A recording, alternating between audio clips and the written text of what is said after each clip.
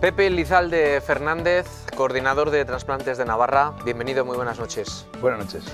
¿Nos cuesta donar órganos a los navarros? ¿Nos cuesta? ¿Es algo que necesita de una pedagogía, de un pequeño empujón? No, Navarra sale con la generosidad del pueblo navarro, es histórica ya. Ya fíjate, cuando la Asociación de Donantes de Sangre fue premiada a finales del siglo pasado, en 1990 y tantos, fue premiada en París por su altísima cantidad de donación para el grupo de población que era. Entonces cualquier navarro tiene un familiar que es o donante de sangre o... Es habitual. Y el tema, claro, no es lo mismo donar sangre, eso dicen muchos, no es lo mismo donar sangre que ser donante de órganos. Vamos a hablar de lo que es ser donante de órganos. Sí, la generosidad es abierta a todo. Lo que ocurre es que para donar órganos hace falta cumplir unos requisitos. Yo, si quieres, te hago un pequeño resumen. Hombre, yo sobre todo sí que me gustaría saber, porque lo primero de todo es, ante una familia que se enfrenta a la muerte de un ser querido, ¿cómo se inicia ese proceso? Porque ya es difícil enfrentarte a la vida, a la muerte de una persona. Si es una muerte traumática, pues aún es más complicado, ¿no? Una persona joven. Y que según te están diciendo que ha fallecido, ya te están diciendo inmediatamente que hay órganos que pueden dar vida. ¿Eso cómo se consigue? ¿Cómo se enfrenta uno ante una persona que está aturdida y que está en estado de shock? Sí, vamos a ver. Tenemos unos órganos sin los cuales no podemos vivir. Son el corazón, el hígado y los pulmones. Y hay otros órganos que, aunque no funcionen, como el páncreas, como el riñón, tienen alternativas, como puede ser la hemodiálisis, puede ser la insulina. Los órganos vitales, hasta hace poco era excepcional el que pudiera trasplantarse un órgano vital como hígado, corazón o pulmón, pero desde a fecha de hoy ya no tienen ninguna excepcionalidad y cualquier persona que necesita ese órgano, de tal modo que un cardiólogo, un neumólogo, los equipos de las diferentes especialidades, a un paciente en concreto le establecen la indicación de que la solución de su problema es un trasplante. Luego ya tenemos el receptor. Ahora vamos a ver, para que haya solución para ese paciente tiene que haber órganos. Para que haya órganos hacen falta donantes. ¿De dónde vienen los donantes? Los donantes pueden venir de vivo, cuando es un órgano doble. Yo tengo 2 riñones, te doy un riñón a ti, yo sigo viviendo normal y además tú, pues, tu vida cambia completamente, porque ya no tienes que ir 3 días a la semana o 4. Pero además existe el buque insignia de la donación, que es la donación de cadáver. La donación de cadáver son personas que tienen que estar en una unidad de cuidados intensivos y en las que el fallecimiento, cuando se hace lo que se llamaba muerte cerebral, muerte encefálica, como son personas que tienen un tubo en el pulmón con una máquina que les está oxigenando, y nuestro cuerpo vive de glucosa y de oxígeno, por así decirlo, su corazón sigue latiendo, aunque no funciona su cerebro. Esa muerte cerebral es el fallecimiento. Esa persona está fallecida, pero está fallecida con el corazón latiendo. Tenemos un margen de unas horas para, si esa persona quería ser donante o en ningún caso se opuso y la familia accede con su generosidad, bueno, pues a que pueda dar vida a otras personas, a esa persona cumpliendo los requisitos que requiere una persona para donar órganos, es decir, que no tenga ninguna infección activa que pudiera trasladarla al receptor, que no tenga ninguna enfermedad neoplásica que también pudiera trasladarla al receptor, y luego una serie de coidentidades. Nosotros tenemos un código de barras, que es no solo el grupo sanguíneo, es lo que se llama el HLA. HLA es digamos, los anticuerpos que tenemos a lo largo de nuestra vida. Tenemos defensas contra diferentes pequeñas familias de moléculas y intentamos siempre tener que el receptor reciba el órgano más afín, con un código de barras más cercano, para que cuando reciba el receptor este nuevo órgano no lo rechace como algo extraño, sino que tenga una cierta familiaridad con él. Por eso se utiliza el tratamiento inmunosupresor. Entonces, te digo, por resumirlo, tenemos el receptor y el donante será un paciente en una UCI que fallece en lo que se llama muerte encefálica. Luego hay otro tipo, que es la asistolia, que la dejo para más adelante. Sí, porque además esa pregunta la tengo prevista para que nos expliques. Y hay unos criterios para establecer la muerte encefálica, que es un diagnóstico preciso, porque no solamente es, digamos, el cerebro de pensar, sino también tiene que estar muerto el tronco del encéfalo. El tronco del encéfalo es el que hace que respiremos sin querer, el que se nos ponga la carne de gallina, etc. Entonces eso es el sistema nervioso autónomo, que también tiene que estar sin circulación, fallecido. Toda esta explicación es comprensible, es entendible aquí, en una situación de normalidad, en una charla cara a cara, pero ¿Cómo se explica eso en ese momento al que yo me refería? En ese momento en el que tú eres el familiar directo de la persona fallecida y tienes que decidir y no estás para escuchar, bueno, para escuchar poco, yo creo. Mira, esto se llama la entrevista familiar. Nosotros, primero a la familia del paciente se le dice que ha fallecido, que se le explica que se le ha hecho el diagnóstico de muerte encefálica. Los cuidados del final de la vida son una persona que ha fallecido. Si quitamos esa máquina, el corazón en 10 minutos se va a parar y va a la funeraria y se ha terminado. Y a todas las familias, cuando el paciente sería compatible con donar los órganos, se les explica esta opción, se indaga, se les pregunta a ver si en vida él estuvo en contra de la donación, o si, y aquí mayoritariamente todo el mundo es donante. Además lo dicen así. Incluso hay veces que en situaciones muy cercanas a la muerte cerebral, las propias familias te dicen, oiga, ¿y podrá ser mi padre donante o mi hermano? De una forma que a veces nos sorprende, ¿no?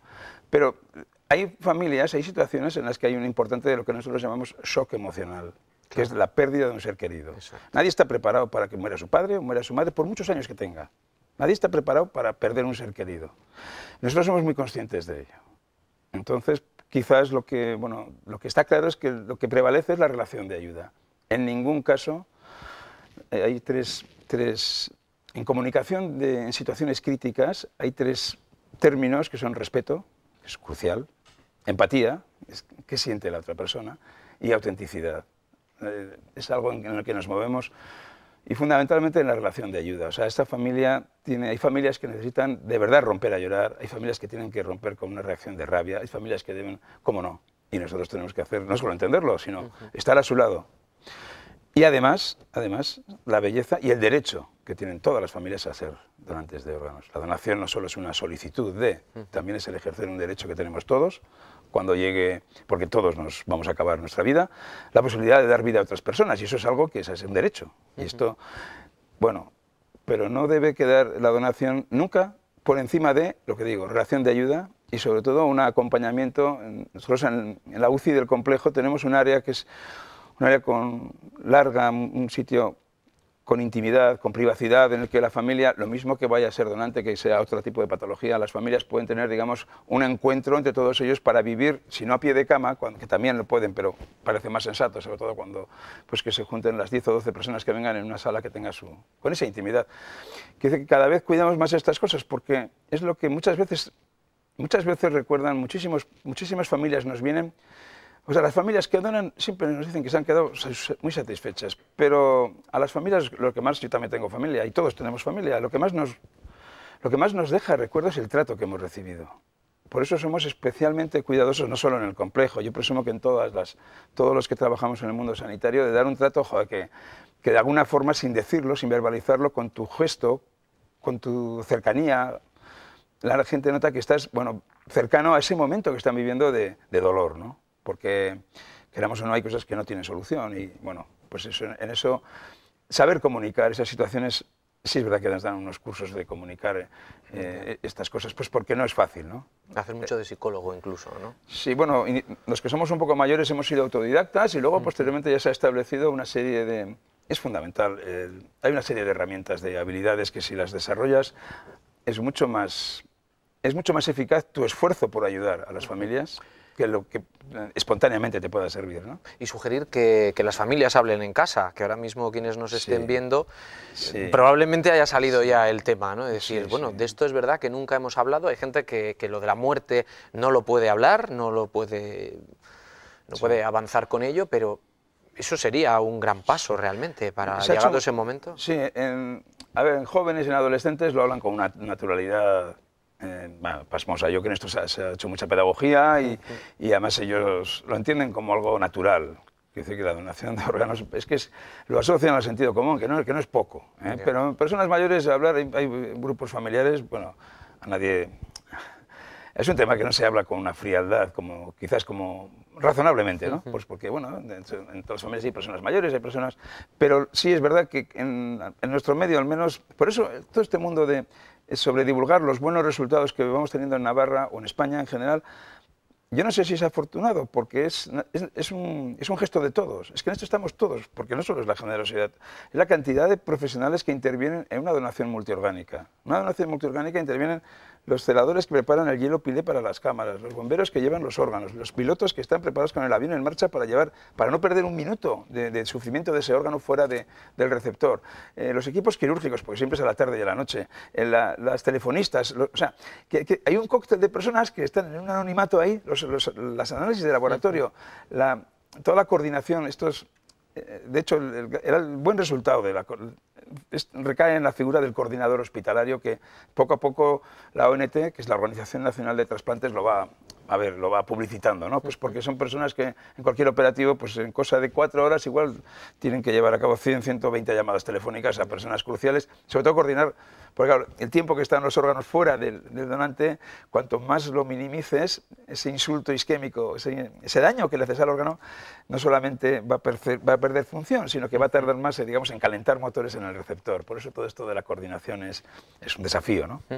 ¿Y qué ocurre si la familia rechaza la donación? Eso se llama en términos así, negativas familiares. Y sí, hay un grupo que suelen ser un porcentaje, en España está sobre el 15-20%, la verdad que aquí en Navarra andamos sobre el 5%, pero sí, hay personas, bueno, pues por sus razones las que fueren, que hay que respetarlas, ¿no?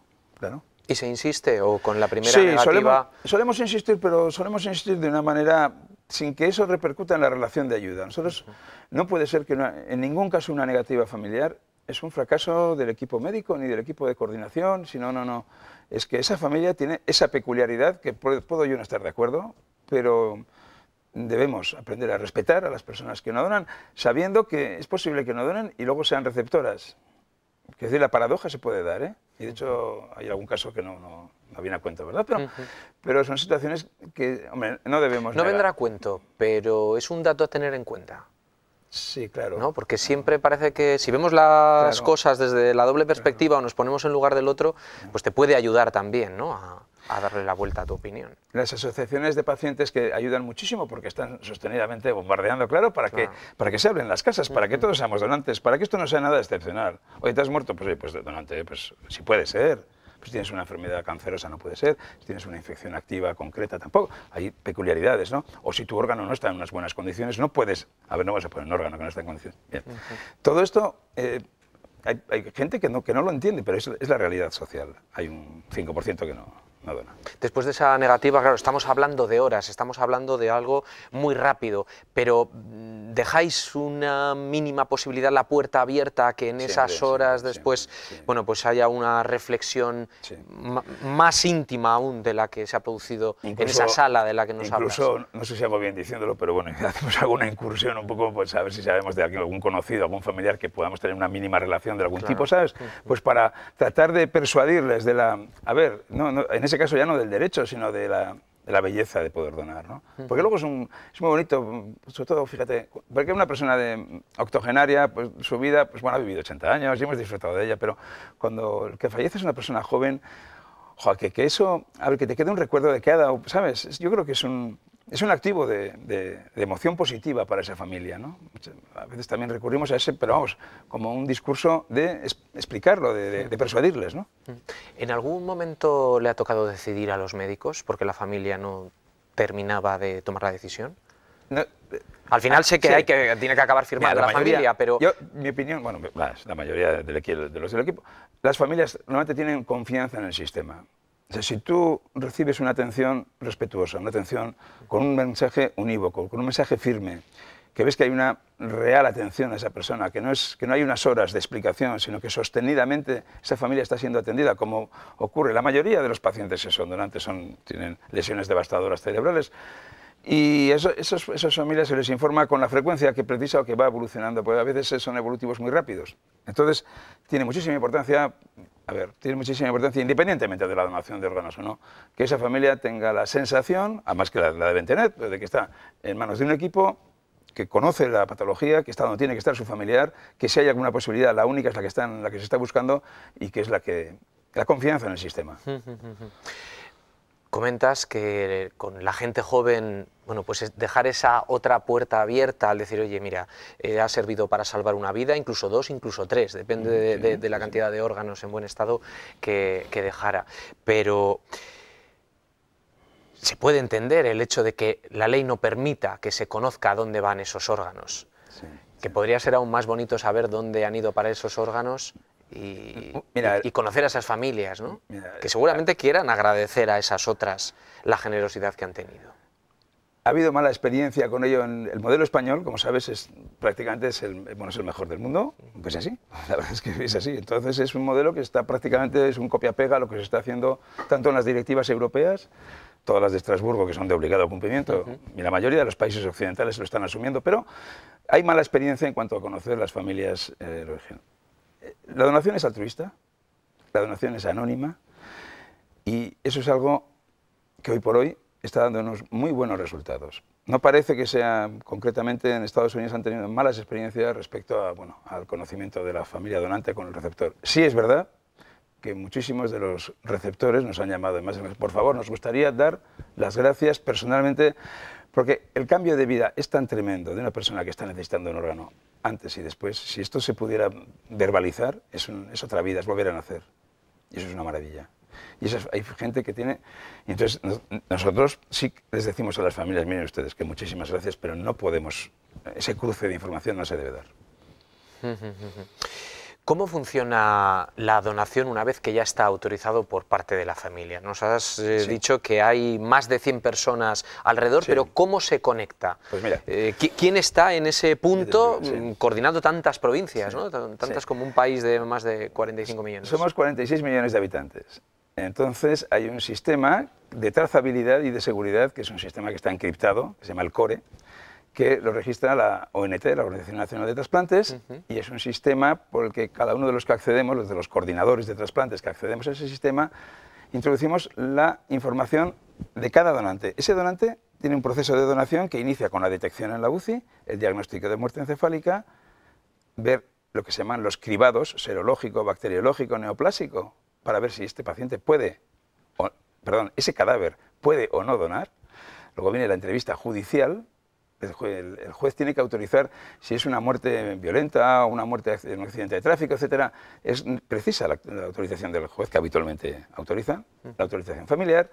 Y una vez que se introducen todos los datos y peculiaridades del paciente, el código de barras, el HLA, los parámetros bioquímicos que expresan los análisis de su función renal, de su función hepática, de su función respiratoria, de su función cardíaca, las pruebas de imagen, ecografías, escáner, todo se introduce todo en este sistema, el CORE que se llama, ¿no? Es un sistema que automáticamente se expande por todos los 46 millones de los 190 hospitales que hay en España trasplantando. ¿Qué quiere decir eso? Que en corazón, pulmón e hígado, si hubiera una alerta cero es una situación de vida o muerte, el primer órgano compatible con ese paciente que aparece es para él. Si no hay ninguna alerta cero, una alarma cero que se llama, entonces, por ejemplo, sería... A una lista. Sí, a una lista, pero en tu zona. A nosotros los órganos que generamos para Navarra. Que en Navarra no tenemos navarros en esa lista de espera o que tengan las condiciones de idoneidad, entonces salen fuera de aquí. Que como ocurre, como donamos más, somos 640.000 habitantes y pues, con 40 casi donantes, pues lógicamente mandamos más órganos de los que utilizamos. Pero, por ejemplo, los riñones. El riñón requiere una coidentidad, intentamos que sea al máximo. Por eso los riñones que se trasplantan en Navarra tienen... duran más que el resto de Europa, por así decirlo. O sea, son de una altísima calidad. ¿Por qué? Porque se hace un estudio de coidentidad a unos umbrales muy bajos, ¿no? Hay unos inmunólogos metidos por medio. Oye, Pepe, ¿hay límite límite de edad? ¿Hasta qué edad se puede donar? El año 96, el 2016 se llegaron a poner 3 hígados de 90 años. La mayoría de los ciudadanos y también los médicos y los sanitarios tenemos un Perdona, 3 hígados de 90 años en cuerpos de qué edad? En receptores de 80, por ejemplo. Se intenta que haya una proporcionalidad, una cercanía. Una cercanía en el tiempo. Pero tenemos un tic, nosotros lo llamamos gerontodiscriminador, que es una palabra muy abigarrada, pero lo que expresa es lo siguiente. Hay 3 edades, ¿no? La edad cronológica, que es el número, la edad biológica, que es el grado, digamos, de envejecimiento de tu cuerpo, de tus órganos vitales, de tu árbol vascular. Es verdad que hay personas de... Bueno, recientemente obtuvimos los pulmones de una persona de 72 años que eran fantásticos. Una persona, bueno, quiero decir que cada persona tiene sus peculiaridades biológicas. Y luego es verdad que el hígado, o sea, no hay límite de edad, para que nos entendamos. Sí es verdad que cuanto más añosos son los órganos, de alguna forma es normal que su función dure menos en el tiempo. Pero si se intenta que vayan a pacientes que tengan una edad cercana. Claro, para que un órgano sea donado, ¿está directamente relacionado con la vida saludable de esa persona? ¿O no tiene por qué? No tiene por qué, no tiene por qué. Porque nos hemos encontrado con personas con antecedentes, digamos, pues no sé, pues de lo que fuere, que, sin embargo, su valoración de esos órganos ha sido pues perfectamente válida, ¿no? Es verdad que el tabaco, por ejemplo, en el tema del pulmón, intentamos que los donantes no sean fumadores. ¿Qué es la donación? Antes lo decías, la donación en asistolia, que además ha subido y además ya supone, creo que cerca del 25%. El 28%. El 28% ya. A ver, la donación, el retrato robot de una donación en asistolia consiste en lo siguiente.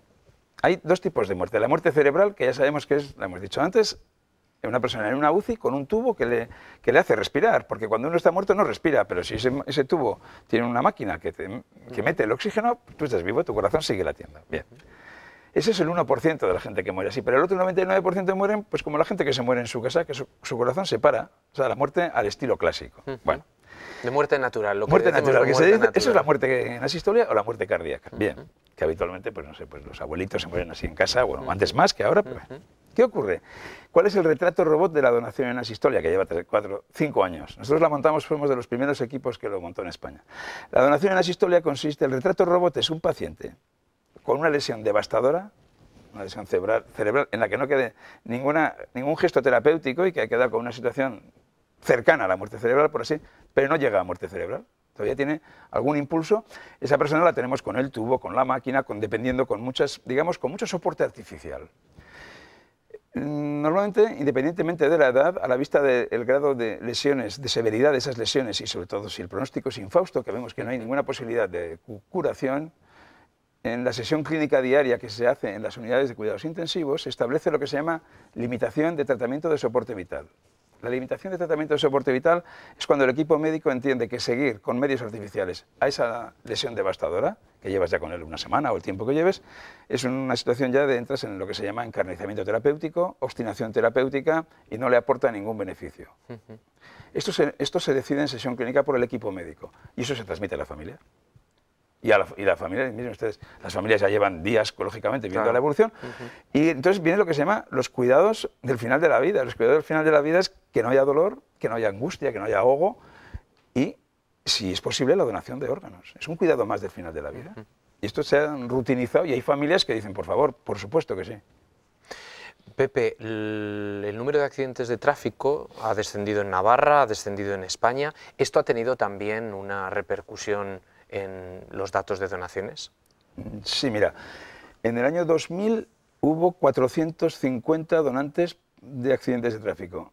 El año pasado hubo 60, entre 40 y 60. O sea, fíjate, de 450 a 60 han cambiado los vehículos, la bioenergética, han cambiado las leyes de circulación vial, los radares, los controles de alcoholemia, etc. Hay muchos factores que han influido, pero ha caído completamente. Con ello, ¿qué ha ocurrido? Que ha subido, eran unos donantes fantásticos. A ver, que vamos a cogerlo en el sentido, es un éxito social el que haya bajado tanto la siniestralidad y las muertes de tráfico, pero eso razonablemente ha supuesto que la mayoría de los donantes ahora no vienen de ahí, sino son hemorragias cerebrales, y la edad media del donante, que estaba en 40 años, en 20 años que han pasado, en los últimos 20 ha subido a 60, ahora estamos en 62 años de edad media. O sea, ahora el donante normal de órganos es un señor de 65 años que ha hecho una hemorragia cerebral. Oye, ¿cómo llevas el hecho de estar siempre tan cerca de la muerte? Ya. ¿Esto sirve para uno? No sé. Porque sí que quiero, Pepe, comentar en esta entrevista que estás cerca de la muerte, pero también cerca de la vida, siendo hijo de una mujer que se ha dedicado toda la vida a dar muchas alegrías en la churrería La Mañueta. Sí, ¿Cómo se equilibra todo esto? ¿Cómo se equilibra todo esto, teniendo ahí a Paulina, ejemplo, conocida por todos los navarros? Y en el día a día, por otra parte, viendo todo lo demás. ¿Carpe diem es tu santo y seña? No, estas cosas Bueno, yo no sé, yo la verdad es que nunca he creído ni en la vocación ni nada, y uno se dedica a una cosa y esto es un mundo que a ver, esto lo que hacemos es que es muy bonito, ¿eh? O sea, es un trabajo tal, pero es un desafío, a ver, esto hay que hacerlo bien, y esto es joder, somos un equipo que lleva muchos años y, hombre, ahora lo estoy liderando yo, pero... A ver, la verdad es que las cosas estamos en cabeza porque, bueno, pues porque esto sí lo haces con gusto y estás todo, no hemos faltado a ninguna reunión que ha habido tanto nacional como internacional, estamos a la última, ¿no? Y esto es un tema que al final, sí es verdad que está, seguro que repercute, ¿no? Pero nosotros no es que estemos más fríos que los demás, ni menos, pero como es nuestra vida habitual, pues lo entendemos que es lo que tenemos que hacer y no es... Sí, pasas momentos de tragar saliva, pues cómo no vas a pasar, ¿no? Pues sobre todo con la gente joven, ¿no? Pero bueno, pero esto lo vemos todos en cualquier trabajo, ¿eh? Quiero decir que... Pero bueno, sí, te vas... Seguro que alguna cosa sí repercute. Sí. Pepe, muchísimas gracias. Gracias de verdad por haber venido a charlar con nosotros esta noche y esperemos que esto sirva también precisamente para lo que comentábamos, para que no le tengamos tanto miedo a la donación y demos ese sí, porque si uno tiene órganos que le sirven, ¿por qué no regalarlos? Sí, claro que sí. Gracias a vosotros y bueno, que esto es una suerte porque es obra de todos los ciudadanos y los que estamos dentro de los hospitales y fuera, es una labor de todos. Gracias. Gracias, Pepe. Buenas noches. Buenas noches.